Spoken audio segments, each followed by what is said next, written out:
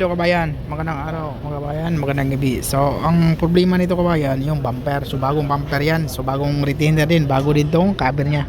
So ang problema nito kabayan, pag ito Toyota, hindi siya Corolla kabayan, hindi rin Toyota Yaris, basta Toyota Lee. So ito yung problema dito, yung sa ilaw.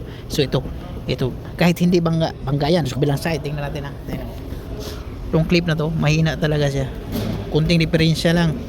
Pangit na yung alignment dito kasi walang, yung clip kasi dito hindi, katulad yan ang clip niya dapat, pero kunting diferensya, walang lugod tong Lee na to para sa akin. Toyota Corolla maganda, Toyota Yaris ganun din, pero mas parang kalagitnaan to siya ng Toyota Yaris, Toyota Corolla. Parang kuan kasi yung forma nito, parang Mazda ang style kasi sa baba, ganun Mazda ang style sa baba din dito. Pagtanggal ng bumper, saglit lang to tanggalin ng bumper kabayan ha.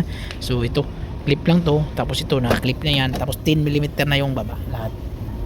Saglit lang tanggalin to. Bago basag din to, ewan ko lang kung bago ba yan.